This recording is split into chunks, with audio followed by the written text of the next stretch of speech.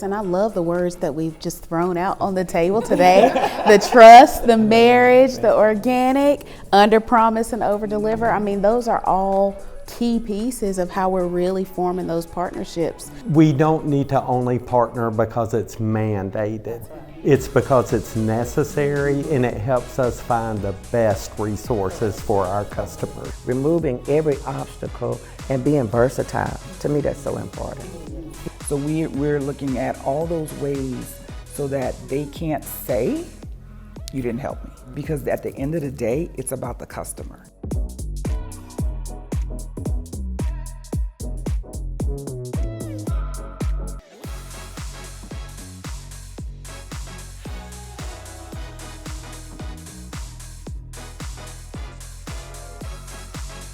Thank you for joining us today.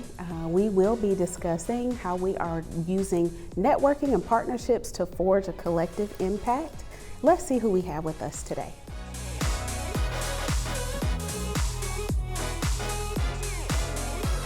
My name is David Barch. I'm the Director of Vendor Relations and Special Projects with NADA, and I'm from Memphis, Tennessee.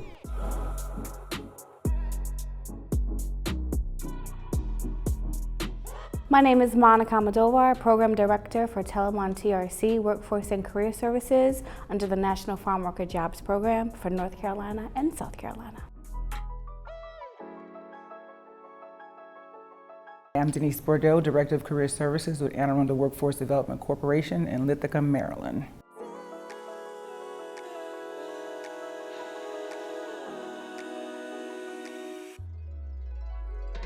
I'm Sarita Austin, the one-stop operator in Greater Memphis with Ross IES. Reese Broadnax, I am the Workforce Project Manager for Southwest Planning and Development District, or WIOA program in Southwest Arkansas. As we begin this afternoon, we know that NADA has had a mini impact around our three pillars of connecting, advancing, and innovating. And one of those that we will discuss today is how we are using networking and partnerships to connect. So thank you all again for joining us. And we'll start out with just our first question today. So what are the key benefits of forming partnerships between government agencies, educational institutions, businesses, and community in the context of workforce development? So I'll dive in. As OSO in a region that's so diverse like Memphis, where we have that urban center and then 3 rural counties connected in our region, that the landscape in those 2 places looks tremendously different. And so it's imperative for us, just with the success of programs, that we well inform the leadership in those respective rural counties, because participants in rural counties rely on people they trust. And so it's been majorly impactful for us, just being able to share information, show how we work together. And it's made connecting and pushing out programs a lot easier in that aspect. Absolutely allows for co-enrollments when you're talking about different programs that are able to assist the customer, leveraging those resources. So we always talk about performance, right? Absolutely. And being able to get high performance and the customers are meeting their performance. And so when you're doing those co-enrollments with your partnering agencies and partnering programs, it's a win-win for the customer, right? They're able to get what they need and we're able to get what we need and have a good performance for DOL. Overseeing North Carolina and South Carolina is a huge difference. North Carolina is one of the biggest states for my program, for National Farm Worker Jobs Program, where South Carolina, there's only 5 staff members. So we go from like 21 staff to 5 staff. And it's just being able to know who's in your area so that you can leverage those resources. And also knowing those community resource guides, making sure that your team members have all of the access that they need and those resources and those tools, so that when they are referring customers, it's not just here, take this referral, go here, but you're actually making that connection for them. I think it's, so we are workforce, and I don't think we'd be able to do what we do without networking, without outside businesses, entities. Number one, we always say that workforce is the best kept secret. We're trying to get rid of that by doing that networking. So whether it's networking with a business, networking with the schools to say, hey, this is what we do, how can we work together? For us in Anne Arundel County, we network a lot with our community college. We do also a lot with our military population. There are 3 military installations in Anne Arundel County. And so we work with the military, not only with the service members, but also the veterans and the spouses. And the biggest thing that we do is connect them to employment. And so we are constantly talking to the employers to say, hey, this is who we have. How can we work together? So whether we bring them to you or you bring them to us to get that assistance, what can we do better? We also work with our government officials all the time in our county and state so that they know who we are, because you'd be surprised how many in governments have no idea who we are, what we do. And so being able to talk to them and have an open conversation to say, this is who we are, this is what we do, this is how we can assist your constituents, this is what we bring, the value we bring to the county and to the state. To add to that, especially when you talk about the relationships with those governmental agencies, when you were talking about bringing new commerce, new industry to an area, they know first. And so it's absolutely always important just to, even if you can't offer anything towards, what that build out looks like, just having an ear, and so that our staff and our partners know how we can become prepared, how we can engage with new industry, learning what the leadership looks like before they actually get here. But additionally, when industry is leaving, rapid response events sometimes fall in your lap. They don't always come, with the timing that you hoped you had. But so knowing who's going out and how we can, shape that. Because the less the less stressful you can make it on a job seeker you want to. They have so many other things that they're dealing with, but this is kind of our wheelhouse. This is the part that we can own. And so the more information you have as early in a timeline, I think is important. And I want to piggyback off of 2 things you said.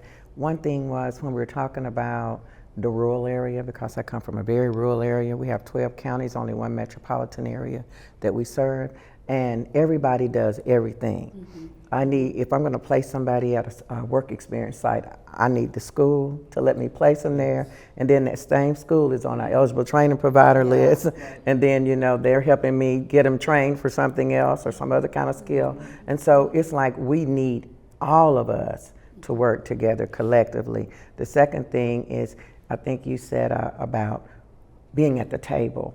I remember starting this job over 20 some years ago and getting on a committee. And when I was on this committee, I was like, I don't know why they want me here.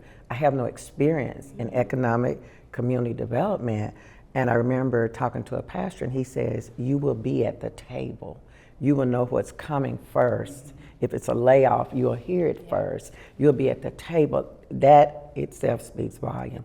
And so being in the right place, being connected, all of that is so important to the people we serve, from businesses to students to whoever, customers. Every customer we serve, it's important that we are at the table.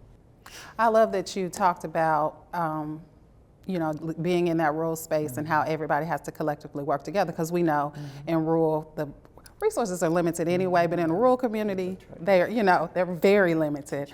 And so just hearing you be able to call out how you partner with the school, and then just listening to you go through how they're a part of the entire career pathway is impressive. Thank you for sharing that. Absolutely, and I think to all of your points, I think coming to the table, being at the table, and forging that, not just a partnership on paper, but that transformational partnership, that's where we're seeing more of the collective impact, whether it's a metropolitan or a rural area. That's where we see everyone coming together for a collective change. So that's a great point that you all are making. I'm glad to hear about the work you're doing. And I think it's very important in workforce development that you realize whether your customer is a job seeker, whether it's business and industry, you cannot do everything. Right. You must partner. And I think, of course, the Workforce Innovation Opportunity Act has brought many of the players to the table better. But we've got to not be in that box. There are so many nonprofits. Yes. We don't need to only partner because it's mandated. Right. It's because it's necessary, and it helps us find the best resources for our customers. Yeah. Because when you think about it, we have our alignment committees, which are our normal people that we work with, our people we refer people to. Then we have our local boards for us with workforce, and those are our businesses that we partner with to share information, to find job seekers and things like that. And we have our corporate board. But then you brought up something about church, and I think we always forget the faith-based community. And I tell our people, if you want to find people, go to church. They're there, but the faith-based community is able to get so much more information out than we even think about. So they are great partners to have, but I think we always feel like church and state, keep them separate, but they're there and they want to help. They have people in their congregation that need us, and they've never heard of us and don't know where to go to find us. But when we partner with them, then it's like a whole new realm of information and collaboration is opened up to help people get what they need. Absolutely. And I know that you all talked a little bit about the differences between how partnerships look in metropolitan versus rural area, larger areas with more resources, smaller with less limited resources.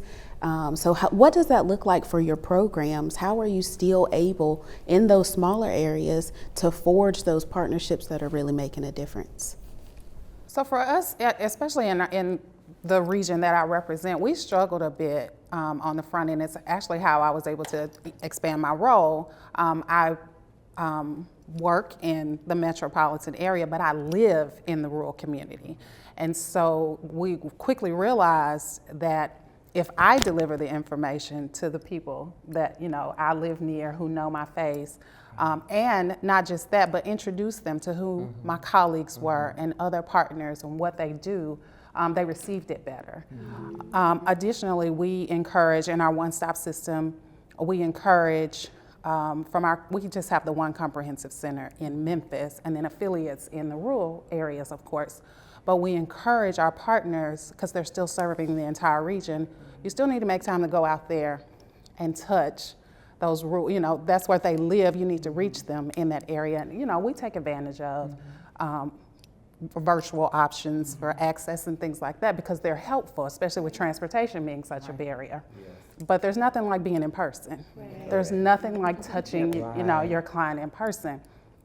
Additionally, you want to make sure that partners don't approach getting out to rural communities as a chore.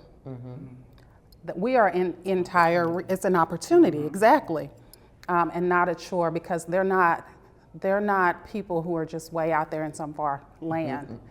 There are neighbors in the next county who don't have cars, don't have a public transit system. It really matters. It makes a huge difference when you show up for them. And so those types of partnerships, expanding those types of things really matter, at least from my, in our area and perspective. But I hear stories all the time. We all have the same story, That resonates too, because when you think about the rural areas, I think about how sometimes if you're not careful, you can create a barrier. One of my biggest things I learned early on was I went to a conference in some area from a metropolitan area was talking about being open late and being open on the weekend. And I implemented it at home. A lot of people were like, I don't want to be there at 6. I was like, well, let's make it attractive to you. You can come in tomorrow at 12, but then we can see the group of people who never can see us. Right. So accessibility is so important, and then not creating that, like you said, transportation. We don't even have a taxi company in the city I live in. And so me telling you to come back because one sheet of paper was filled out wrong, that may cost you another $20 because you had to hitch a ride. And wait on the ride to come back, and they may not want to do it tomorrow, or you may not be able to afford it. So eliminating barriers, removing every obstacle, and being versatile, to me that's so important. And I think it's very important to find partners to where we can meet with our customers at their location. Libraries have become such an important player in workforce development because they have computers, they're accessible, they're in the communities, and it's just kind of getting out of the box of thinking outside of centers and you come to us. We need partners to where we can go to them. I don't want to cut you. I'm sorry. You want to go first? I was just going to add, when you were speaking about becoming creative and out of the box on how to reach customers. So in Tennessee, we have mobile AJCs, which have been wonderful for us because we do have such a large rural population. When I say Greater Memphis, people just think about Memphis, but we have a huge rural population that we serve. And so those mobile AJCs are tremendous with, especially with connecting with youth, because in rural, there are no places where youth are. You know what I mean? There's no bowling alley. There's, there are no places where youth are. And so having those mobile AJCs that can commute through communities, who can set up at a park or in a community event, and virtually we can provide any service that's available in our brick and mortar AJCs can be performed on that mobile AJC. And it's attractive. People just want to take a picture with it. You know what I mean? Right, those types of things. So it's an initiative that we've been really, really proud of because it has helped us. And it's helped us where people understand who we are better, what we do at the AJC. We're not the unemployment office. Those types of things. All the things. It's just, I do appreciate that there has been so much initiative and effort with finding new ways to do the old things, just those things that we still have to get done, but finding a new way to do them and do them effectively. Absolutely. Yeah. And we're that mobile unit is on my wish list. Every year it comes up. And they go, we don't have the money for it. And I say, find it. Find it. Because Anne Arundel County it's a large county. It's really weird. It's very spread out. So we have the metropolitan areas and we have rural areas. And we even have people who will not leave their community to come to the other side. And it's like a 20-minute drive, but they will not do it. And so you'll have one part of the county has no transportation. You have another part of the county has great transportation. And then you have the far, far out areas that I have never even heard of. But we have our community section within our organization, and they go out to the community. So they go to the libraries, they go to the community centers to be able to offer those services, but still for those that are so far out. COVID did a lot, but it made us rethink the way we can do things, and we realized we can offer services virtually to that person who cannot get to us. And so I don't know how much money we made for Zoom, WebEx, Google Meet. I don't know how much Teams. I don't know how much money we made for them. But I do think that in terms of what we do, it helped us a lot. We decided we needed to start partnering with the businesses that was in those areas. So we bring job fairs to those areas. You don't have to come to us. We will come to you. So our business services teams develop partnerships with the businesses out there. Tell us what you need and how can we get the people to you. And so it's, and we're like you. I told my staff, hey, we're doing FY25 planning. The unemployment rate in Maryland is 2%, which means people are not unemployed, they're underemployed. And so it does not make sense for me to say I can offer you this service when the service I offered is the same time you're working. And so I'm like, I need you to dedicate a day a week, modify your schedule, and work until 7. Do it from home. I don't have to do it in a center. Do it from home, because these people have left their jobs. They're not trying to come to a center. But can we provide a workshop for them?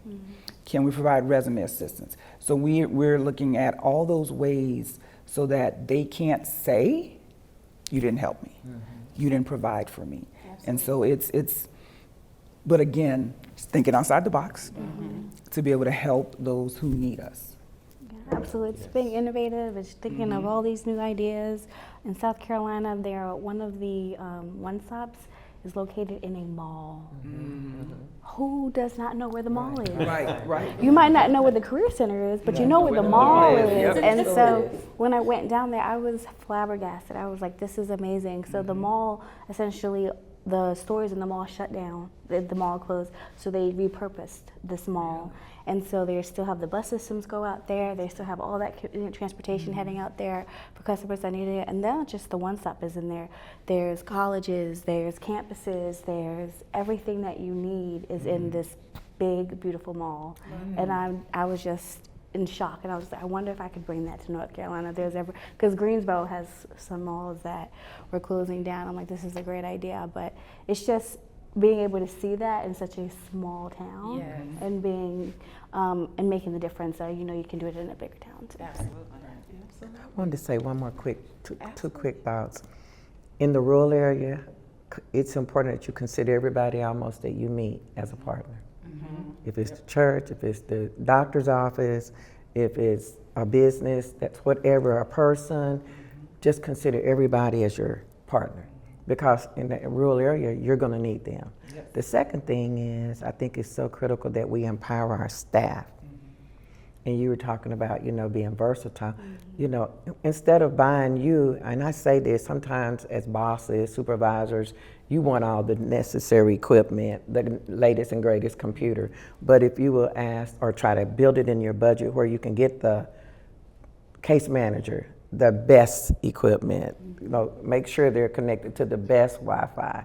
Some of those things are hard to work out because we have budgets and we have people over us, but those ought to be the things that we're looking toward, is empowering our staff to be the best people when they go out to encounter people, and like in this where we are this week, these are the people we need to bring to the conferences. Right. Sometimes I would say I'm not going because you need to go, and if at all possible, all of you guys go, because they need all the innovation we're hearing about, because you can't take it home and give it to them and regurgitate it like it is when they're firsthand. So really, whenever we can, invest in it in your staff, especially when they're in any area, but rural particularly, because they're going to have to go back and work with all the challenges, and they need all the ammunition they can, to work with them. So. Absolutely, absolutely. I think that maybe it would be very interesting to hear. We know we've all been part of partnerships that were in name only. You met just to meet, nothing was accomplished, nothing ever moved forward. I think we can all agree that's a waste of everyone's time. So I'm going to start by just saying what I think one of the most important things about being an effective partner is doing what you say, and don't say you can do things that you can't do. Partnership is trust. And I would say, in my experience, one of the biggest things that will cause a partnership to fail is to everyone, and I'm going to use the example of WIOA. Okay, we're mandated to be partners, so let's meet to say we've checked a box. That's not what partnership is. So for me, the power of partnership is being honest. Don't commit to things that you can't do. And if you commit to something, do it. So if y'all could just share some thoughts on what you think being effective as a partner is, I think it would be interesting. So for me, partnerships, relationship building comes organically for me. I think I've connected with everybody in this room, even you, we just met. It always comes very organic, but I realize that that's not the case for everyone. Right. So when I'm training staff, when we're talking about what you're mentioning, empowering them to, when they're out engaging, that they know how to forge that partnership is important. The main thing is not to try to do it. Right. The main thing is to, whomever you're speaking to, is getting to know who that person is, what their role actually is, and what their ask is. Right. If I can understand what their goal is and what my goal is, that's how you figure out how you can partner. Right. But just showing me your mission and your vision does nothing. That's that does nothing. But if we can, just be realistic about what the end goal is, where the finish line is, it's those types of partnerships. And that, I think, ties directly into what you were saying about being able to trust. Yes. And so if I know that your finish line is there and mine is 2 paces after that, how do we get you here? And you just drag me over with you. You know what I mean? You just pull me along. If we can work together.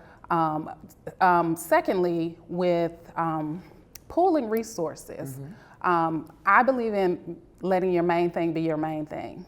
And so partnerships with organizations like nonprofits that we mentioned, they have less red tape, to operate around. So we are bound by what we're bound by, and we have our job to do, but we still want to effectively serve our customers. And so finding those partnerships, like I said, just understanding how they operate and what they can do. That's always my look for things when I'm conversing and partnering. Yeah, presented yesterday on strategic partnerships. And I told them a strategic partnership is a marriage. It is like a marriage. I said, no, the bad part is you do all this stuff up front. You're wonderful. This is what you bring to the table. Our mission and visions align. We want to help the same people. And then honeymoon phase is over. And it's like, wait a minute, 2 months ago, you were at every meeting. You brought this to the table. What happened? But I think one of the biggest things, just like in a marriage, the communication falls off. There's no more communication. So like you said, we're saying we met just to say we met, as opposed to let's stop and look at where we are. What went wrong? What more can you not support? What can we do or better? Or do we need to bring in another partner who can do something different? But partnerships, they're good and they're bad. There's the pros and the cons, but it's just like, for us, where we are, when we partner with certain agencies, everybody does the same thing. And so we have to always go, a partnership is not a competition. It is not a competition, it is a partnership. So we're both, or all of us are bringing something to the table. You do one thing, that's your specialty. You do something else, that's your specialty. I have my specialty. So we're not all on top of each other. You do your part, I'll do my part. Because at the end of the day, it's about the customer. It's not about us. And so if we haven't done what we need to do for the customer, then we have failed in our partnership. And so it is, for me, it's gonna be that constant and continued communication. Are we doing what we say we were gonna do? And sometimes you have to stop and go back to the drawing board. When we started this, we did this agreement. And in this agreement, this is what we said we were going to do. Can you still fulfill your part? And if you can't, I'm not upset. I promise you I'm not upset. Because again, I'm worried about my customer. And did they get what they needed? And if they didn't, we'll figure out something else. Yeah, and one of the whys, I think, on why the communication may have fallen off or why you're not attending those partners meetings anymore is because sometimes that role just takes on too much at one time. And you don't realize, like, I'm trying to partner with this person, this person, this person, this person. You lose track. You lose track of who the last person you spoke with. And it's just, you're trying to take on so much because you want the best for your customer. And so, and you have a caseload of 30, let's say, so you're doing everything. And so I think we have to take the time to just pause and be like, okay, let's circle back, like you said. Let me reach back out to have, organization skills and all those time management skills come into play. But it's going back to the root of it, which is the customer, and then being able to reach back out and knowing that if you fell off, it's okay to bring it back. Oh, I stopped talking to them. Ooh, they might not want to talk to me. Ooh, let me call my program director, see if she can take care of this. No, we're gonna meet together. We're gonna get this back on track. You started it, we're gonna finish it, right? So just having that mentality. I also think it's important to make sure we're not building partnerships with people, that we are building the partnership with the organization. Because turnover happens even for us, as workforce development professionals. And here you are just connected to this person who has moved on. And that's where you lose the communication. And so I think we have to make sure that we are engaging with the organization, not just the person. And David said something about, well, I had it written down in my little notes. It said, under promise but over deliver. That's so important. Then another thing for partners, if I'm not at the table, don't speak for me because you may not be aware of what my constraints are. And when we do that, we get excited. We're at a layoff meeting and we're telling them, I know what her program can do. Well, you don't know at this point what they can do. And then that partner or that potential partner, they already get a bad, taste in their mouth. They're not really sure if they want to keep working with you. So all of us need to be very cognizant that we're doing what we're supposed to do. And if you can't answer the question, I'll get that question answered. I'll direct you to the person. They may not even have the resources any longer. Some people exhaust their budget early on in the year. I'm guilty of that. I'm guilty of exactly what you just said. And I never even realized it, but I am guilty of that. But we speak because we're excited or we want to include everybody. But then sometimes we might create a situation and then your company might say, I don't want you to go back over there no more because every time you go to meet with Miss Reese, man, they over there and they talking about what we can do and we can't do that anymore. any longer, you know. And we haven't realized it because we haven't sat down and done a strategic analysis of what we're all doing. Maybe some of our laws changed, some of our rules, our mandates, our funding, and so now here we are. And then you got to backtrack. And sometimes you only get one chance with people, one chance. You just helped me. You just Because I have staff like that, and I have to stop them and like, you're excited because we have a new program, and you want everybody to know because they're interested. And I'm going, hey, stop. I left. We have a new reentry grant, and so I have a new reentry navigator, and he is gung ho and excited of the work that he's going to do. And I go, don't go to another meeting without me. Do not send another email without me being on it. Because people they see your excitement and they jump on that, and then you promise. And once you put that promise out there, that's what they're expecting. And so I'm like, at the end of the day, it's not about you, it's about AAWDC. So you've promised it, we can't do it, and now we look like a bad partner. And we didn't even know you promised it. Right, now I gotta fix it. So as a director, I'm in the background, now I got to fix it, and now I look like the bad guy, because you promised it. You promised it. So Denise is the worst person ever, because really, I'm trying to fix the problem because I want to be a good partner. And so but our staff get excited. They get excited. Any new initiative, and people get excited. Oh man, they can do that over there? We got to go over there, we got to talk to them. And we stop for a minute. Listen. Yeah. Very clear to them what you can and cannot do. Everybody needs to be at that table knowing, you know, a portion of what your constraints are, what your purpose is. You know, education, communication, like you said. Oh, yes, and I love the words that we've just thrown out on the table today. The trust, the marriage, the organic, under promise and over deliver. I mean, those are all key pieces of how we're really forming those partnerships. And I think when we're talking about how it's really facilitating, and I think Denise, you started to talk about how those partnerships are facilitating that innovation and creativity. So you've got staff and folks that are getting excited, they're doing some different things, but it's because of all of those words, right? It's a mix of all of those words. So can you talk a little bit more about the initiatives that you have from forging those partnerships in your local areas? And what can programs do to do something similar? So, you can't sit next to me no more. For us, we are the workforce agency in our county. We're a nonprofit, so we're a little bit different from other workforce agencies. But we do, of course, adult dislocated worker, but we have our specialty areas, our specialty programs, we call them. So we do reentry. We have TANF and SNAP. So we have a TANF and SNAP program called JobWorks Arundel, where they refer them to us so they can stay compliant. But our goal is to help them get the jobs, get the training that they need. We do our military program, we do the older workers, we do disabilities, because we have a ticket to work person on our staff. And so our biggest thing now is getting businesses to know and understand what we do, and then to talk about biases they may have with those populations. And so that has become one of my big things. It's like we've got to educate businesses on not only what we do, but the clients that we have. And I'm like, we don't have perfect clients. Everybody has something. Just like we always talk about barriers, everybody has some barrier. We have barriers. Absolutely. And sometimes we create our own barriers, or sometimes we are our own barrier. But for us, that's our biggest thing now, is going out and trying to find those right businesses that will work with those populations. Because it's easy, I tell them all the time, it's easy to place a youth for some reason. We do a lot of work and learns.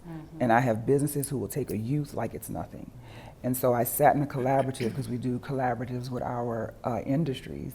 So I sat in the IT collaborative, and I waited, and it was like, Denise, you're being real quiet. And I said, yes, I have one comment. And they were like, what is it? As our partners, why can't I get work and learns for adults in IT?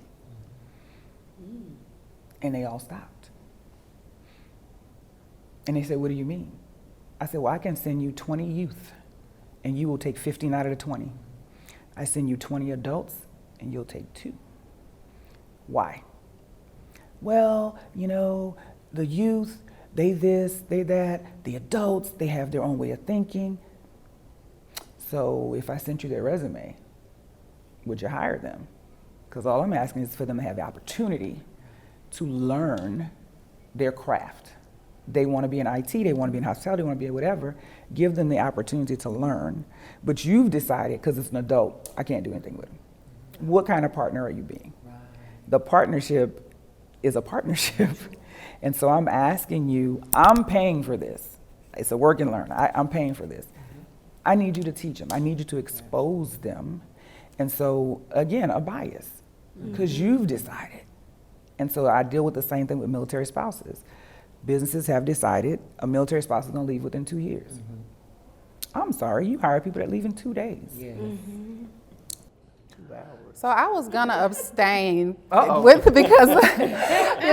just say, I was just saying that I'm guilty. What Reese was mentioning of just becoming excited and talk. And I'm as OSO, I'm not an actual provider, so I don't want to overspeak on programs that I don't provide. But I will say this: I will offer that in Tennessee, I am really glad to see that our local plan has affected our regional plan, and now the state has, they've adopted a state plan with some initiatives that we knew that they were listening to us and what we said our needs were at the local level. And so now our state plan reflects that.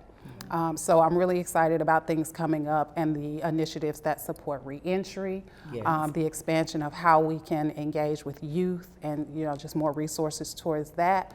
And then additionally, I'm really, because I came from business services, when I came into workforce. So I'm really excited that the state plan is looking to expand or adjust how we approach business. We, our state plan is now effectively looking to case manage businesses the way we case manage individuals. Interesting. So I'm really, really excited about the direction and the dynamics in Tennessee. Now I'll abstain. For now. No. That's interesting. I'd like to hear. I'd like to hear more about it. Keep us in the follow the loop of that. I was going to think for Arkansas, 2 things. In Southwest Arkansas, we're getting a chance to do reentry. We were working with the prison, and then some things transpired, but now we're back on track with another group. And so I'm curious to see how this is going to play out, but it's really promising. Really promising, and we do have a population of people. I'll just use my community. In my community, we are big. We have Fortune 500 companies, but they're defense industry. So when a person comes out, they can't go to work for them because of the background check. And so I'm curious, and I'm really excited. I'm sitting on my hands waiting to see what ends up happening with this new initiative we're doing. The other thing is, I was going to teach a workshop here this week. I'm not doing that. But I had signed up to do a Good Jobs Initiative, to talk about the Good Jobs Initiative. And as I started doing that, I found that Arkansas is already involved. I have about 4 apprenticeships working with that initiative. We know that initiative is to remove barriers, biases, and be more inclusive, whatever. But for us, as soon as I started talking about that, I found out that it has become a priority of the state. And so the new assistant director is here this week, and we got a chance to connect. But Arkansas is going to be more intentional on working with that initiative. And prior to me thinking about doing this workshop and reading it on the Not Up track, I had no idea what it was. Not that it had probably not come across my desk in an email, but again, I had not paid attention because it's so much out there. A lot of times we don't have the time or the staff to do all of that, but there's so much out there, and I just urge all of us at this table to use DOL and to branch out and to think creatively, so that we can try to pull in some of the resources that are available, because there's so much to be done. We just don't have enough time to do it all, I don't think. And we're like you, we got defense industries with us because we have the military bases. And so it is, when you have somewhere like NSA, we have NSA in our backyard, and people go, I want to work for NSA, and I go, no, you don't. You just think you do. And they go, why? I was like, let's talk about your background. What does it look like? And I was like, can you pass a polygraph exam? If they ask you if you ever smoke weed, will you be okay to say yes? because they don't want you to lie. They would rather you say, yes, I did it back when I was 17. But it's that's one of our things too, is because we have so many defense contractors in our county and the neighboring county, but we are still looking to expand. We have businesses who say, yes, we will take reentry. Yes, we will take this. And so we're, again, educating. We have the tax credits in our state for TANF and SNAP, for reentry, for disability. So educating companies more about that because they don't even know about it. They don't. It's on a website. I think as a whole, we just don't do well with that. We put it on a website and we figure people gonna read. Yeah, they're not gonna read. It's on a pamphlet. It's on here. And it's like, I think that's part of being a partner too, is educating. Absolutely. Because it also looks like more work. I'm saying. No, I'm just like.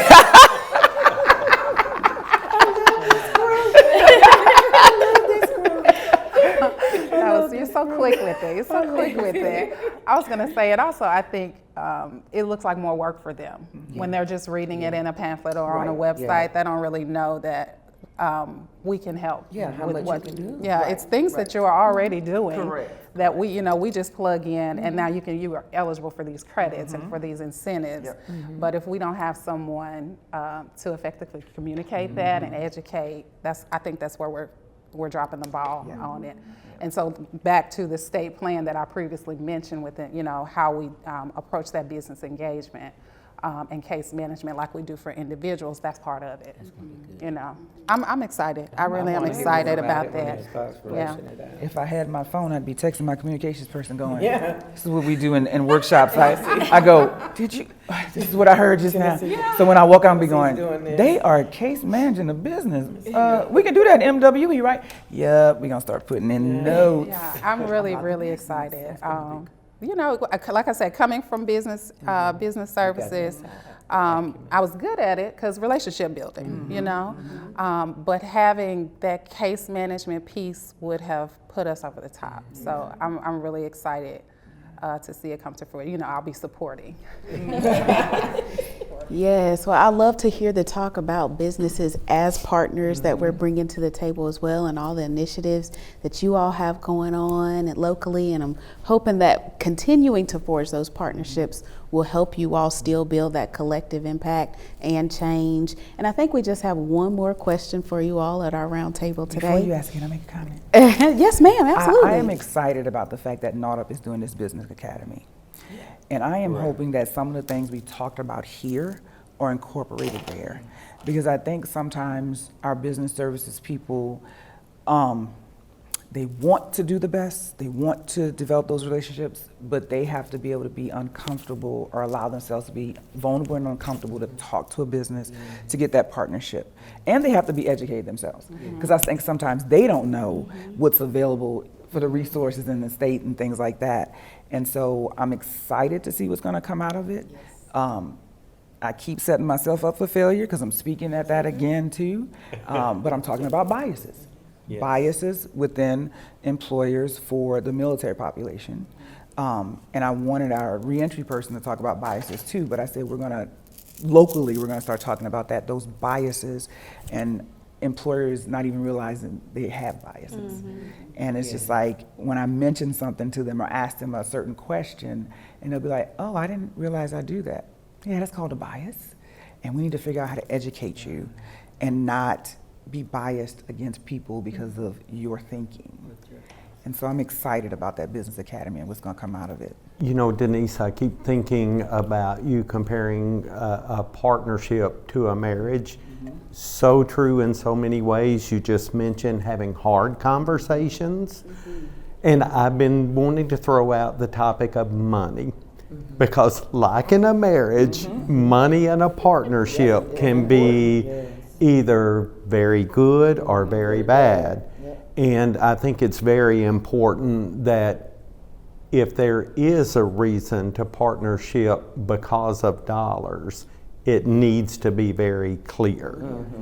And also I think that it also probably needs to be an MOU of some type to where there's clear written expectations. And I mean, some partnerships come with an expiration date. And when it's expired, it needs to just stop. So I love that analogy of a marriage, because it does take that kind of commitment for it to work.